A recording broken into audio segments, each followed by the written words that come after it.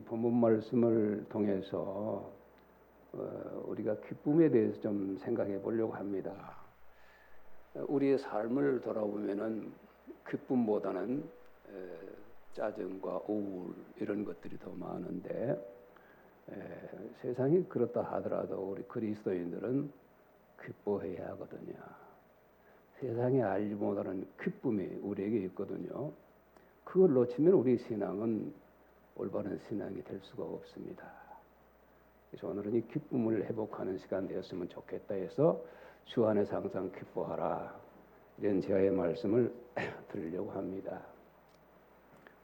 우리 박 목사님 가서 선교팀 이름 보니까 충만한 기쁨, 오늘 설교 주제와도 맞고 그 기쁨이 충만한 가운데 선교하고 또 돌아올 줄로 믿습니다.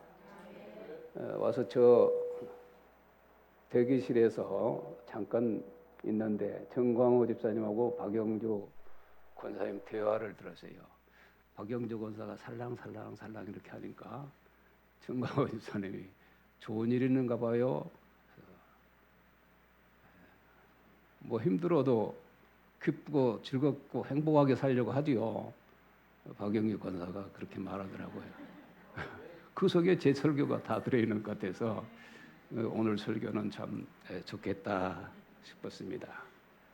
왜 우리가 기뻐하지 못할까요? 옛날에 어떤 임금이 너무 정사에 골달하다가 우울증에 빠졌어요. 그래서 어떻게 하면 이 우울증에서 벗어나서 정상적인 통치를 할 수 있을까? 점성가에 가서 물어봤습니다. 점성가들이 하는 말이 인생을 아주 만족스럽게 산 사람의 외투를 빌려다 입으면은 왕께서 우울증이 사라지고 기쁨으로 정사를 이끌어 나갈 것입니다. 그래서 이제 신하들을 다 동원해서 1년 내내 찾던 가운데 그런 사람 하나를 찾았어요.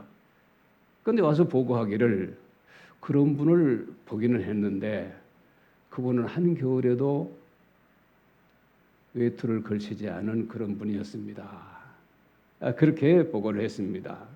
이 이야기는 행복과 기쁨이라는 것은 어떤 환경이나 조건에 있는 것이 아니라 우리의 마음가짐에 달려있다라고 하는 것입니다. 본문 말씀은 성도들의 올바른 신앙생활에 대한 바울 사도의 가르침입니다. 성도들은 주 안에서 기뻐하며 관용을 모든 사람에게 알리고 아무것도 염려하지 말고 모든 일에 기도와 간구로 하며 감사함으로 하라 하는 것이 오늘 본문의 요지입니다. 우리가 이렇게 살 때에 평강의 하나님께서 예수 그리스도 안에서 우리의 마음을 지켜주신다 이렇게 말씀하고 있습니다. 저를 비롯한 성도들의 삶에서 기뻐하기보다는 찡그린 모습을 많이 봅니다. 왜 우리는 이렇게 기뻐할 수 없는 것일까? 라고 고민할 때가 있습니다. 특히 기도할 때의 모습 그래요. 주여 하는 시간에 그 시작부터 우리는 오만상을 다 찌푸리고 하지요. 이 모습은 마치 가장 괴로워하고 찡그린 사람의 기도를 먼저 응답해 주겠다 하는 주님의 약속이라도 있는 것이 그런 모습을 우리가 봅니다. 그러지 않습니까? 주여 주여 웃으면서 하지 않고 쫙 하면서 물론 온 힘을 다해서 절박한 심정으로 부르짖다 보니 자연히 미소보다는 슬픔 표정이 나타날 수가 있습니다. 그러나 바울은 오늘 뭐라고 하는지 보십시다. 내가 여러분들을 생각할 때마다 하나님께 감사하며 기도할 때마다 기쁨으로 항상 간구하면 그랬습니다. 생각할 때 감사하고 기도할 때 기쁨으로 했다라고 하는 것입니다. 그러니까 우리도 기쁨으로 기도할 수 있어요. 심지어는 찬송을 부르면서도 우리의 표정은 그렇게 명랑하지가 못한 모습들을 우리가 보게 됩니다. 사랑하는 성도 여러분, 신앙생활은 기쁨이지 결코 슬픔이 아닙니다. 우리는 장차 하나님 나라에 가서 주님과 함께 영원히 살 사람들이에요. 이 세상 100년을 살아도 이건 잠깐 지나가는 순간이에요. 하나님 나라에 가서 영원히 살 그 나라가, 그 세계가 우리에게 기다리고 있다고 하는 것입니다. 그렇다면은 하나님 나라는 어떤 나라인지에 대해서 바울 사도가 명쾌하게 밝히고 있는데, 로마서 4장 17절을 보면은 하나님의 나라는 먹는 것과 마시는 것이 아니요 오직 성령 안에서 의와 평강과 희락이라 이랬습니다. 그러니까 이 땅에서 삶이라는 것은 우리가 결국 그 천국 가기 위한 준비 과정이라고 보면 돼요. 훈련 과정이라고 보면 됩니다. 자, 그렇다고 하면은 우리가 그 나라에 가서 서먹서먹한 이방인이 되지 않겠어요? 모두 싱글싱글 울고 기뻐서 활짝 펴있는데, 우리만 가가지고 이 한국에서 신앙생활하면서 너무 이 길들여져 있는 이 우울감, 어두운 표정, 이걸 가지고 한다고 하면은 하나님 나라에서 우리가 이방인이 될 게 아니겠습니까? 그냥 하는 소리가 아니라 곰곰이 생각하면은요, 우리는 그 나라에 갈 준비를 한다고 하면은 그 나라는 어떤 나라가 의와 평강과 희락은 기쁨을 말하는 거예요. 의도 중요하고 평강도 중요하지만 마지막에 오는 희락이라는 것이 중요하다는 거예요. 천군 천사가 노래하고 찬송하는데 우리가 외톨이처럼 그렇게 있어서는 되겠느냐? 그러니까 우리가 어떤 환경에 어려움이 있다 할지라도 우리는 그 나라를 항상 대비해야 되기 때문에 그런 중에서도 우리가 기뻐하려고 노력을 해야 한다는 것입니다. 사랑하는 성도 여러분, 기쁨이란 외적인 환경보다는 내적인 면에서 있는 것이고 선택적인 것입니다. 아무리 힘든 상황에서도 기뻐하려고 마음 먹으면 기뻐할 수가 있어요. 하박국 선지자의 이야기를 들으면 기가 막힙니다. 하박국 선지자가 말한 하박국서 13장 17절 18절 보면은 비록 무화과나무가 무성하지 못하며 포도나무에 열매가 없으며 감람나무에 소출이 없고 밭에 채소가 없으며 우리의 양이 없고 외양간에 소가 없을지라도 농경 시대에 이것이 없으면 아무것도 안 되는 거예요. 생존 자체가 불가능한 겁니다.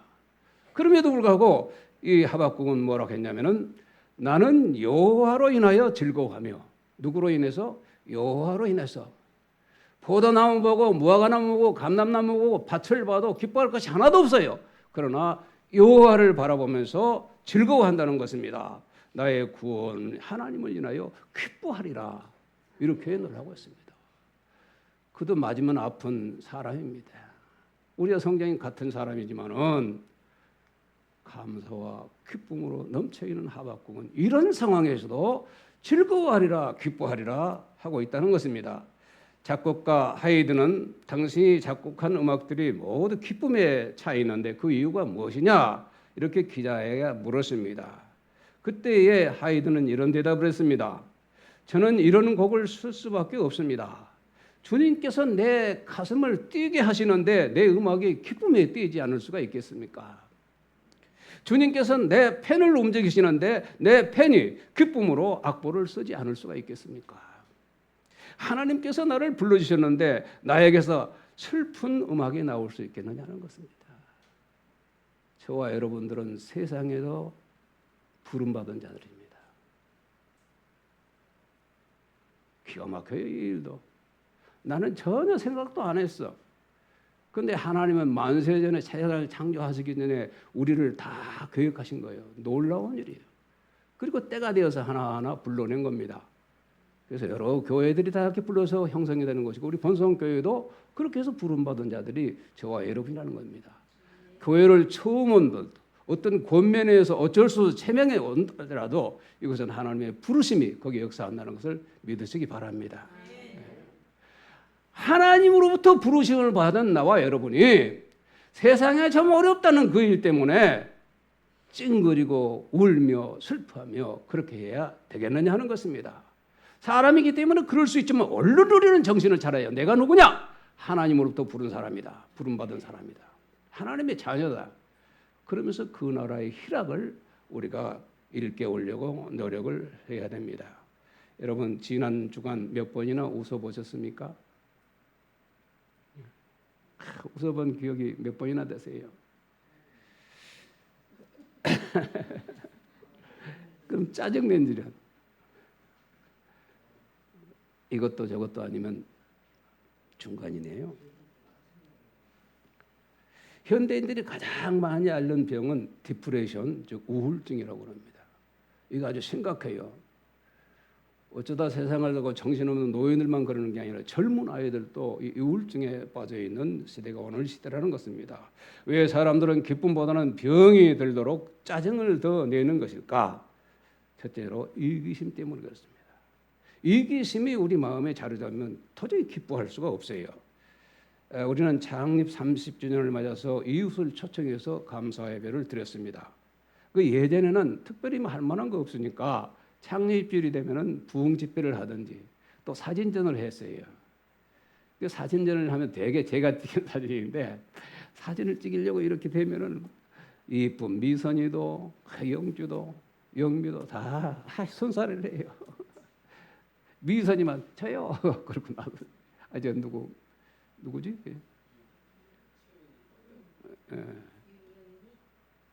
미선이 동생.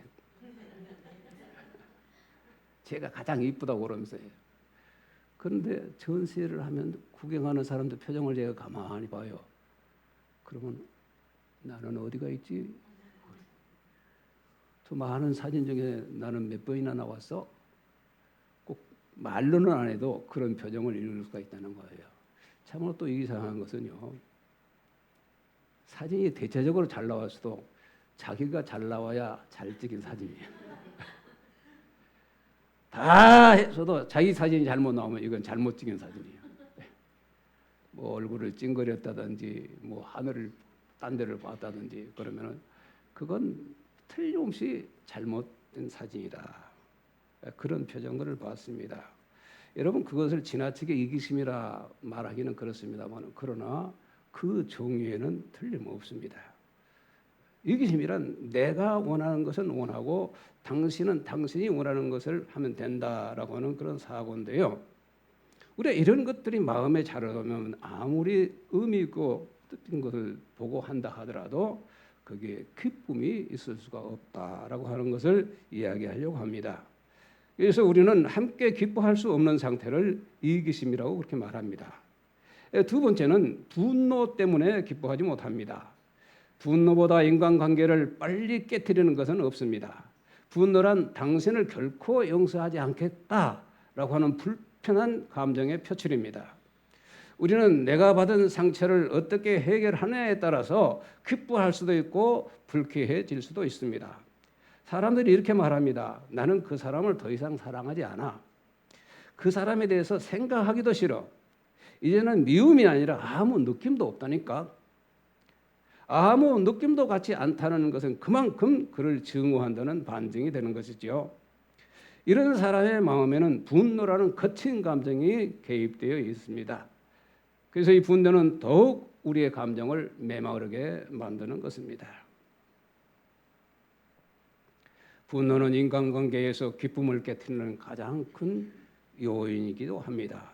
특히 분노란 타인보다도 자기 자신에게 큰 해를 끼치는 결과를 준다는 것입니다. 재미있는 것은 방울뱀 이야기인데요. 방울뱀은 화가 나면은 자기 몸을 깨물어요. 그 가만히 생각하면요, 사람도 마찬가지예요. 우리 화를 내고 분노를 내면은 상대를 깨물고 해치는 것이 아니라 자기 자신을 해치는 거라 하는 거예요. 그러니까 이런 건 우리가 안 하도록 노력을 해야 된다 하는 것입니다.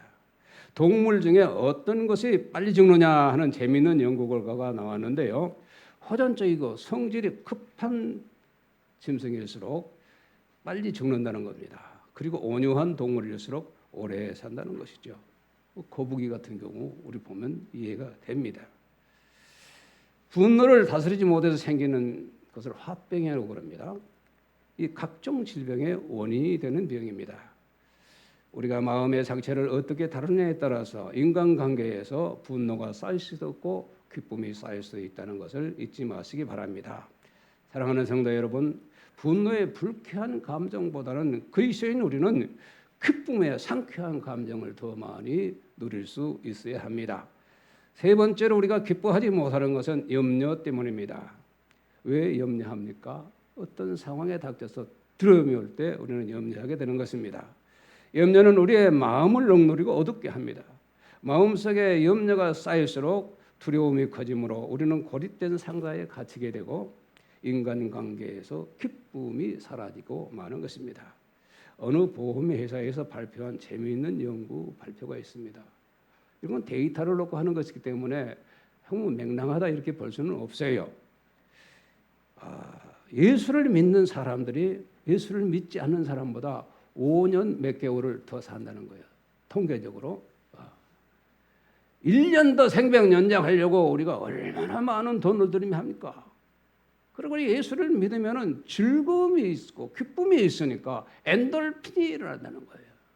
우리가 만들 수 없는, 먹어서 만들 수 없고 만들 수 없는 것을 우리가 기뻐하면 하나님께서 자동적으로 채워주도록 우리 신체 구조를 그렇게 해 놓으셨다는 거예요. 사랑하는 성도 여러분, 지혜자는 잠언서 17장 22절에서 마음의 즐거움은 양약이라도 심령의 근심은 뼈를 마르게 한다 그랬습니다. 정말로 근심하면 뼈가 마르는 것 같아요. 그렇기 때문에 보약이 따로 없습니다. 우리가 기쁘게 살면 그게 보약이고요. 우리가 근심하고 괴로워하고 고통 중에 살면은 그것은 독약이 된다. 이것을 명심하시기 바랍니다. 이처럼 염려에서 오는 두려움은 압박을 더욱 가정시켜서 기쁨을 빼앗아갑니다. 웰터 카버트 박사는 염려에 대한 연구를 밝혔는데요. 사람들이 걱정하는 것들의 40%는 결코 일어나지 않는다는 거예요. 그러니까 일어나지 않을 것을 우리는 염려하고 있다는 것입니다. 30%는 과거에 대한 것들, 이미 지나가 본 것들이에요. 그것을 우리는 또 끄집어내서 염려하고 있다는 거예요. 12%는 자신의 건강에 대한 쓸데없는 것들. 그 다음 10%는 염려하지 않아도 되는 사소한 것들입니다. 나머지 8%만 우리가 사는데 꼭 필요한 염려가 된다. 그래서 염려의 92%는 불필요한 것이다 라는 그런 결론을 냈습니다. 사랑하는 성도 여러분, 염려는 쓸데없는 것입니다. 그래서 염려는 할 가치조차 없는 거예요. 오히려 소중한 시간을 낭비하고 창조력을 약화시킬 뿐인 것입니다. 어떤 사람은 염려를 안고 태어난 것처럼 보일 때가 있습니다. 어떤 문제가 닥치면은 그것을 해결하려고 하기보다는 염려부터 하고 걱정부터 한다는 거예요. 우리는 이런 사람과 켜서 뭐라고 합니까? 걱정도 팔자다. 걱정도 팔자, 이것을 우리에게는 오늘부터 떼내버려야 됩니다. 걱정도 기쁨이 될 수 있다. 이렇게 우리는 바꿔서 말할 수 있어야 됩니다. 성경은 이렇게 말합니다. 빌립보서 4장 6절, 마태복음 6장 34절에 보면 아무것도 염려하지 말라. 도저히 염려투성이요, 걱정투성이요, 문제투성이 이 세상에 사는 우리에게는 얼른 와닿지가 않아요. 세상에 어떻게 이럴 수가 있겠느냐.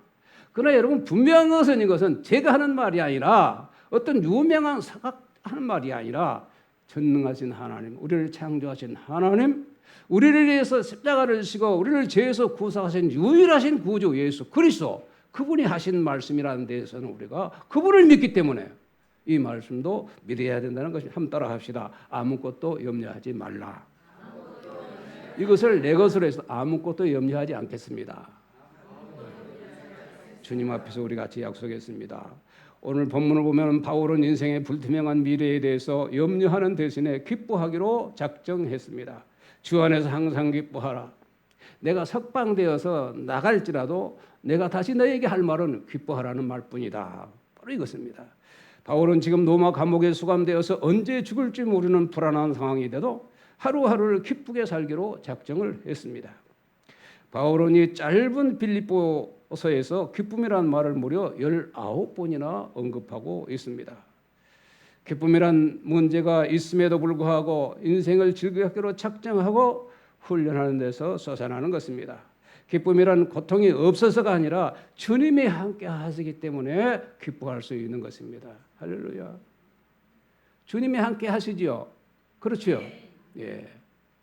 주님이 함께 하시고 주님 앞에 나와 예배하는 이 시간도 우리의 표정이 어두워서는 안 된다는 거예요.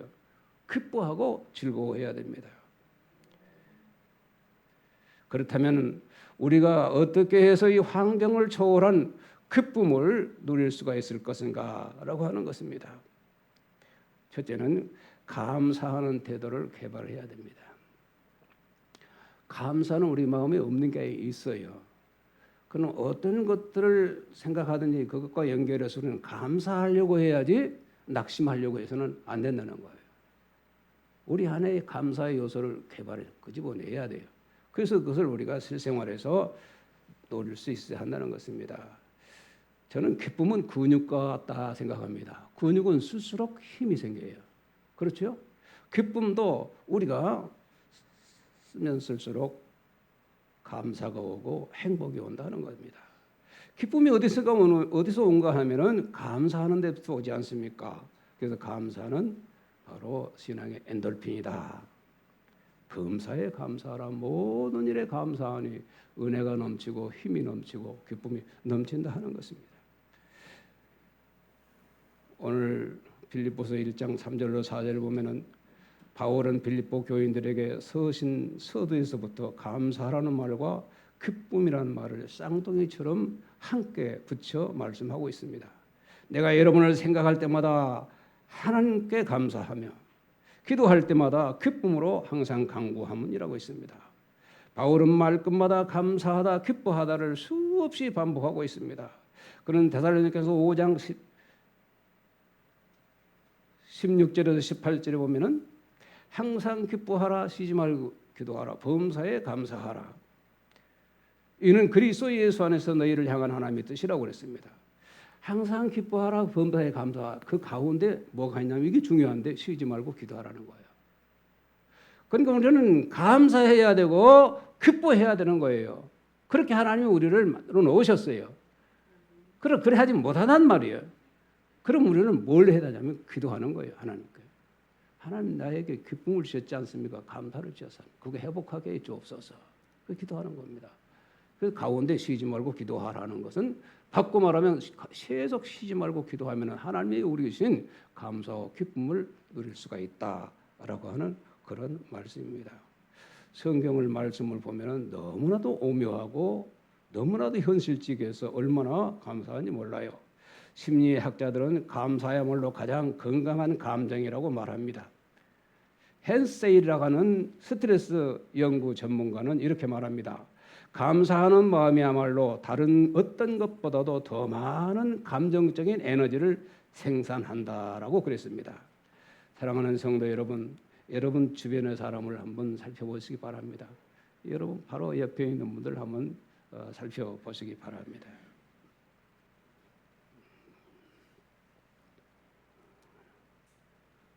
어때 행복해 보입니까? 아직도 근심이 가득 차 있습니까? 우리 모두가 이번 한 주간 꼭 감사를 표현할 수 있기를 바랍니다. 말로 감사하든지 전화나 편지로 혹은 요즘들 우리가 쓰는 SNS로 우리가 감사를 표현하기 바랍니다. 미루지 말고 계속 하시기 바랍니다. 아마 날마다 싱싱한 기쁨을 맛볼 것입니다. 지금 이 자리에서부터 한번 우리 해보십시다. 옆에 분들에게 한번 이렇게 말해요. 옆에 분들을 보시면서 서로 마주 보시면서 제 옆에 앉아주셔서 감사합니다. 한번 이야기해 보세요. 제 옆에 앉아주셔서 감사합니다. 그러고 얼굴 보니까 더 예쁘지요. 더 귀하지요. 예. 바로 이거예요. 어려운 게 없어요. 이렇게 감사를 우리는 늘 개발하는 이런 지혜가 우리에게 있어야 한다 하는 것입니다. 프랑스 올림픽이 곧 다가옵니다. 그런데 올림픽에서 우리 선수들이 메달을 많이 따지 않습니까? 그 메달 딴 사람들의 일화를 보면요, 은메달을 딴 사람보다도 동메달을 딴 사람이 훨씬 더 기뻐한다는 거예요. 은메달을 딴 사람은 내가 조금만 힘들었으면 금메달을 땄는데 이게 뭐야 하면서 짜증 섞인. 동메달 딴 사람은 내가 큰일 날 뻔했네. 동메달을 따서 메달리스트가 됐다니까. 그러면서 기뻐한다는 거예요. 이 사소한 것이지만 우리가 이렇게 여기서 기쁨을 찾을 수가 있다 하는 것입니다. 이런 노래 여기서 같이 부를 수 없습니다만 가사만 제가 말합니다. 나를 구원하신 주 감사, 모든 것 주신 감사, 지난 추억이네 감사, 주 내 곁에 계시네. 향기로운 봄철에 감사, 외로운 가을날 감사, 사라진 눈물도 감사, 나의 영혼 평안해. 응답하신 기도 감사, 거절하신 것 감사, 헤쳐나온 풍랑 감사, 모든 것 채우시네. 아픔과 기쁨도 감사, 절망 중 위로 감사, 측량 못할 은혜 감사, 크신 사랑 감사해. 길가의 장미꽃 감사, 장미 가시도 감사, 따스한 가정 감사, 희망 주신 것 감사, 기쁨과 슬픔 감사, 하늘 평안을 감사, 내일의 희망을 감사, 영원토록 감사해. 할렐루야. 그 다음 주 안에서 믿음으로 굳게 서야 우리가 기쁨을 누릴 수가 있습니다. 오늘 1절 보면은 그러므로 나의 사랑하고 사모하는 형제들, 나의 기쁨이여 멸류가 아닌 사랑하는 자들아, 이와 같이 주 안에 서라 그랬습니다. 사람의 감정을 다스리기 위해서는 마음의 요동을 줄여야 됩니다. 마음이 쉽게 요동하기에 기분이 쉽게 상하기도 하는 것입니다. 그래서 바울은 빌립보 교인들에게 이렇게 고면합니다. 주 안에서 서라. 주 안에 서 있어라. 그거예요. 이게 굳게 서라 하는 말은 군사용어인데요. 병사는 아무리 세찬 바람과 눈보라가 쳐도 즉 악조건 하에서도 보초를 똑바로 서서 보초해야 돼요. 그래야 적으로부터 위험을 감지할 수 있고 아군을 보호할 수 있고 적을 물리칠 수가 있다라고 하는 것입니다. 굳게 서라. 어디에? 주 안에 굳게 서라. 예수 안에 굳게 서 있기만 하면 만사가 문제가 없어요. 그래서 하나님은 대책 없는 항상 기뻐하라 이렇게 말씀하시는 것이 아니라 내 안에 있어라. 그러면 감사하다는 거예요. 주님은 대안을 다 만들어 놓으시고 우리에게 말씀하세요. 그래서 주님의 대안을 미처 생각하지 못하고 그 현실만, 그 문제만, 그 단어만 생각하면서 우리는 그 진리를 놓치는 경우가 많다 하는 것입니다. 사랑하는 성도 여러분, 우리의 마음이 오직 주님께만 둘 수 있기를 부탁드립니다. 바울은 우리가 그리해야 할 이유를 3장 20절 21절에서 밝히고 있는데요. 우리의 시민권은 하늘에 있고 예수 그리스도가 오시는 날 우리의 몸은 영광스러운 형체로 변화될 것이라. 할렐루야. 우리의 시민권은 어디에 있습니까? 대한민국 부천에 있는 것이 아니고 하나님 나라에 있는 거예요. 예수 그리스도가 오시는 날 우리는 이런 부귀한 모습으로 있는 것이 영광스러운 부활체로 변화가 된다 하는 것입니다. 상상을 해보세요. 저는 옛날에 상상했던 것이 오늘 다 이루어지더라고요. 고속도로가 뚫리고 뭐 기가 막히지 않습니까? 우리의 생각하는 것이 현실로 일어나요. 그러나 정작 하나님께서 우리의 주신 분명한 사실, 이것은 우리가 그렇게 생각하려고 하지 않는다는 거예요. 이것부터 우리는 고쳐야 됩니다. 우리의 시민권이 하늘에 있습니다. 예수 그리스도 오시는 날 우리는 영광스러운 몸으로, 몸 좀 불편하고 귀가 작고 뭐 여러 가지 핸디캡 때문에 우리가 짜증이 생기고 불안하는데 그거 여러분 걱정할 이유가 없어요. 그거 잠깐 지나면은 영광스러운, 부활하면 이 모습으로 되면 어떻게 해요? 그거 아니에요. 부활하면 아주 영광스러운 모습으로 변화되는 거예요. 우리 최 원장께 미안하지만 거기서는 미용사 할 이유도 없고 뭐 헬스 할 이유도 없어요. 그 나라를 상상해요. 짜증나고 어려우면 그 나라를 생각해 보세요. 하나님의 나라는 주님께서는 심지가 견고한 자에게 평강에서 평강으로 이렇게 한다고 그랬습니다. 그가 주를 의지함이라 했습니다. 그 다음은 주 안에서 서로 연합해야 기쁨이 더합니다. 서로 어울릴 줄 모르는 사람은 인생의 참된 기쁨을 누리지 못합니다. 여러분 자꾸 혼자 힐쭉힐쭉 웃어보세요. 웃어. 그러면 사람들 보면서 저 사람 실성한 거 아니야? 그렇게 말해요. 그리고 혼자 웃다 보면 금세 또 우울해집니다. 내가 왜 이러지? 웃다가 울다, 울다가 웃다. 그러는 거예요. 그러나 함께 웃어보세요. 우리 다 같이 한번 웃어봅시다. 하하하하하. 옆에 보고 한번 웃어보세요. 웃어보세요. 그러면 기쁨이 더하지 않습니까? 박태영 목사 같으면 아주 실감나게 했을 텐데. 함께 하는 것이 얼마나 소중해요. 여러분, 우리가 함께 예배드리지 않습니까? 예배는 하나님께 드리는 것이죠. 그러나 우리가 예배드리는 우리에게도 주시는 복이 있다는 거예요. 그런 것들을 생각할 때 서로를 소중하게 생각하고 서로를 소중하게 생각하고 그 마음을 이해하려고 하고 그 고통을 이해하려고 하고 할 수만 있으면 우리가 위로해주고 기도해주고 축복해주고 그렇게 한다는 거예요. 이렇게 함께 할 때에 마음이 상했던 사람들, 실망했던 사람들, 슬픔에 잠겨있던 사람들이 위로를 받는 것입니다. 그리고 우리 성도들은 서로 위로해야 돼요. 이거 덕을 세우는 거거든요.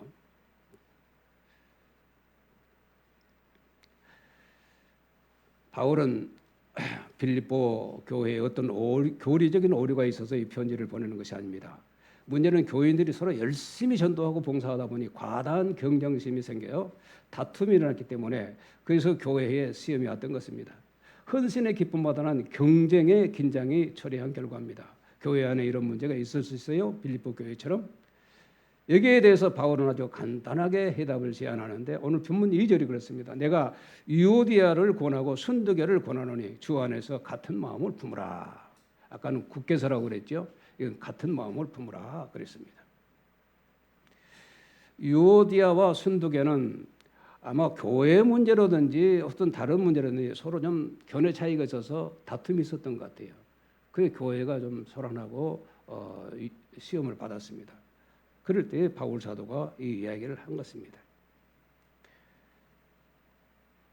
바울은 너희는 주 안에서 같은 마음을 품으라.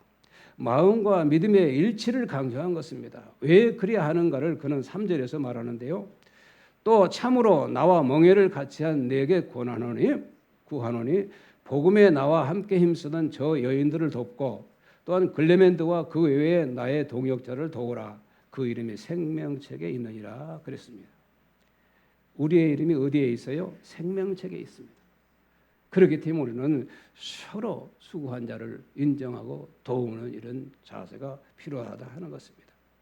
그렇습니다. 우리는 하늘의 영광 영원히 함께 누릴 존재들입니다. 그러므로 우리는 하나님과는 화목하고 이웃과 불화할 수가 없는 것입니다. 사랑하는 성도 여러분, 기쁨에는 서로 연합할 때 더 커집니다. 고통은 나눌수록 작아지지만 기쁨은 나눌수록 커지는 것입니다. 혜택금도 나누면 맛있다 그런 말이 있지 않습니까? 혜택금에 비교할 수 없는 하나님의 말씀, 그리스도의 사랑, 위로 이것을 함께 나누면은 우리가 지금까지 가지지 못했던 에너지가 솟아나고 힘이 솟아나는 거예요. 그런 자에게 성령이 함께하는 겁니다. 성령은 도울 자를 도우시는 그 도울 자라는 것은 서로 힘쓰는 자를 돕는 거예요. 나는 코가 석자나 아빠도 있고 도울 분은 성령님인데 성령님을 그렇게 인정하지 아니하고 그런 자를 돕지 않는다는 거예요. 주여 도와주옵소서, 여기여 도와주옵소서. 잠언서에도 두 사람이 함께 누우면 따뜻하거니와 한 사람이 어찌 따뜻하랴. 한 사람이면 피하거니와 두 사람이면 능히 당할 수가 없나니 삼겹줄은 끊어지지 않는다고 그랬습니다. 여기서 삼겹줄은 저는 이렇게 해석합니다. 줄 세 개가 똘똘 뭉쳐 있으면 끊어지지 않고 단단하다는 거예요. 그 줄 하나는 누구냐면 나예요. 그리고 하나는 너예요. 그리고 거기에 하나는 예수 그리스도입니다. 할렐루야. 우리 줄은 약할 수밖에 없어요. 그러나 예수 그리스도가 이게 함께 하실 때 우리는 강할 수 있다는 것입니다. 종이 한 장은 금방 찢어질 수 있지만 이것을 이 세 판에다 딱 붙여놓으면 찢을 수가 없어요.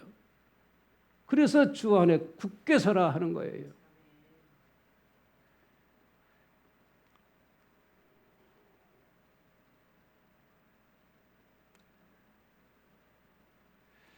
우리가 천국의 모습 한 장면을 연상해 보면요.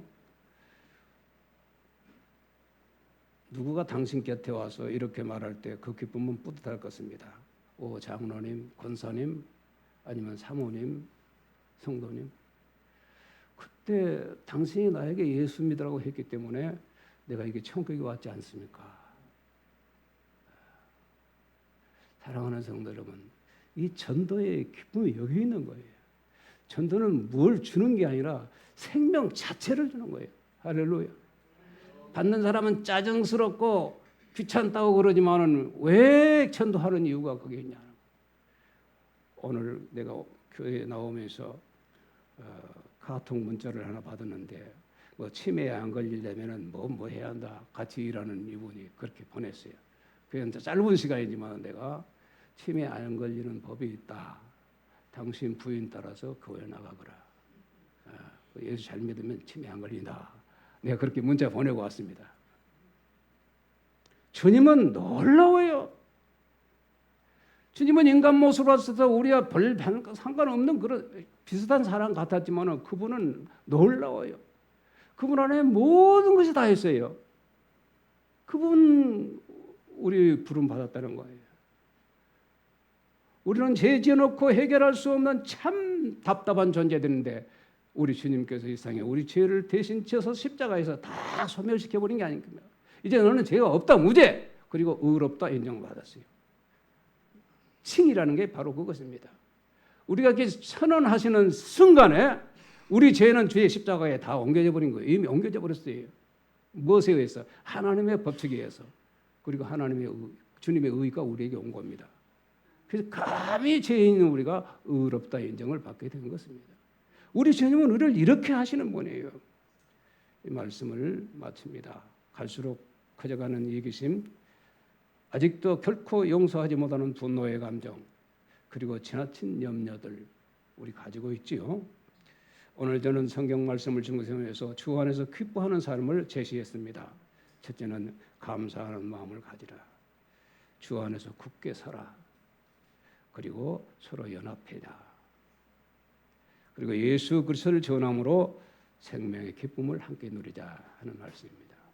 기도하겠습니다. 거룩하신 하나님, 기뻐해야 인생이 보람 있는데 세상은 우리를 기쁘게 하지 못합니다. 그러나 예수님은 우리에게 항상 기뻐해라. 내가 다시 말한다. 기뻐해라. 내 안에서 기뻐해라 말씀하십니다. 아멘입니다. 주님 안에는 못 이룰 것이 없습니다. 나를 나보다 더 사랑하시는 주님께서 하신 말씀입니다. 주여 우리 예수 믿습니다. 그러나 바로 믿게 하시고 더 잘 믿게 해서 근심 걱정도 기쁨으로 변화되는 그런 놀라운 삶을 사는 우리 번성 가족들 되게 도와 주옵소서. 충만한 기쁨팀 선교 잘하게 도와 주시옵소서. 상을 당하고 어려운 분들도 오늘 기쁨으로 다시 일어설 수 있는 은혜를 베풀어 주옵소서. 병들고 낙심하는 분들이 있습니까? 사업에 어려움이 있는 분들이 있습니까? 오 주여 주 안에 굳게 서서 서로 연합하는 가운데 감사하면서 기쁨으로 충만한 삶으로 회복되는 우리 번성 가족들 되게 하여 주시옵소서. 예수 그리스도의 이름으로 기도드리옵나이다. 아멘.